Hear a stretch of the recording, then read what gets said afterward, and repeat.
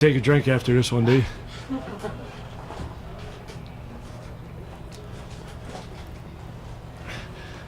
I don't know what y'all do for a living, but gosh, my job's pretty stressful. I guess in your world, it's like having an 11 o'clock deadline and you start writing your story at 10:45 right there. I mean, can't say enough about our kids. Down 4-0, and we went, I guess, 8 innings yesterday without scoring, and the first 5 or 6 today. Hard to keep the Mountaineers for 13 straight innings without scoring a run, so you knew it was in this park just a matter of time till something happened. And when we left the bases loaded and nobody out in the fourth, I thought things weren't going our way, but I thought the biggest part of the game was it's hard to grab momentum in a game on defense, but when that guy went out and struck out the 3 guys in the middle of our order with the bases loaded and nobody out, they ran off the field yelling and excited and screaming, and Cade Stroud went right out there when they had momentum and threw up a 0 and just kept us in the game. Because usually when you run off the field with defensive momentum, it just translates to home plate and you score a couple runs. So for Stroud to go out and throw 0 up after that, I thought was a huge part of the game. Randy, this storyline has been your pitching shortages, obviously. Did you envision that it would work out in your favor where you were able to not pitch Sigmund the first couple games and actually have the advantage coming down the stretch? Well, the beauty of Sigmund is that he could have pitched yesterday and done the same thing he did today. Jackson Sigmund's a senior. He's not going to get drafted. He's got a master's degree in finance. His baseball career is coming to an end. So to not let that kid pitch anymore if he wants to pitch, I'm not going to make that decision for him. He's going to live a happy life as a finance guy and probably never pitch another game in his life after this. So don't be surprised if you see Sigmund again this game, because he finished the game just as sharp as he started it. Any other questions for Coach Mazey?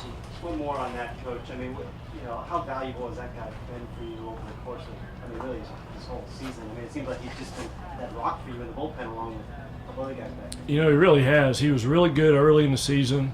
Then he hit a spell where he gave up more homers than I have relatives, I think. And he went back in the bullpen and made a mechanical adjustment, of all things. And those side armors, if you make a mechanical adjustment, one little adjustment adds a lot of sink to your ball. So he did that, and he got hot. And then he got cold again. He wasn't all that great in the conference tournament. But we watched some video, and he went back to that same mechanical adjustment. And today he was really good again. What was the adjustment? Just, getting the arm slot a little bit lower. He started throwing a little bit harder, watching the velocity on the scoreboard, and his arms started creeping up. He was falling in love with some 86s and 87s, and the ball was flattening out, so had to convince him that doesn't matter how hard you throw, it's all about your sink. So get your chest over your front knee and get that arm slot back down where it belongs, and he's really good again for us. Coach, it seems like sending Darius on that 3-2 offering to Cole Austin probably changed the complexion of that 8th inning for you. How important is being aggressive on the base pass for your team? Well, after the missed squeeze attempt there, and prior to that, I thought aggression was real important. After that, I thought, man, this aggression stuff isn't working out too good right now. But that's part of it. Pudge has been in that situation before where we squeezed with him in that situation, and he executed it perfectly, but that pitcher picked an awful time to throw a fastball in the other batter's box. And we ran into an out that we shouldn't have run into there. But, yeah, I hate to – a lot of hitters will tell you they hate to have guys moving in the background when they're swinging. So there's a lot of times we don't run on 3-2 pitches for fear of distracting the hitter. But, that time it worked out really well. So, that's usually when you run off second base, you're right in the hitter's line of vision.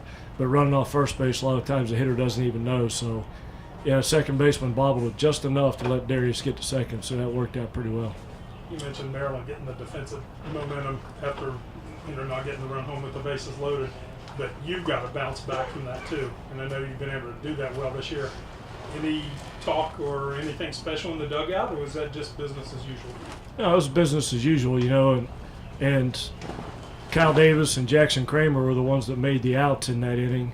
And I think after that happened, they took it upon themselves to have a good game from that point forward.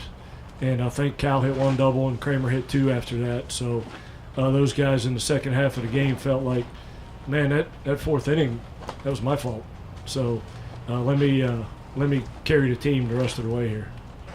Final question for Coach Mazey. All right, thanks, Okay. guys.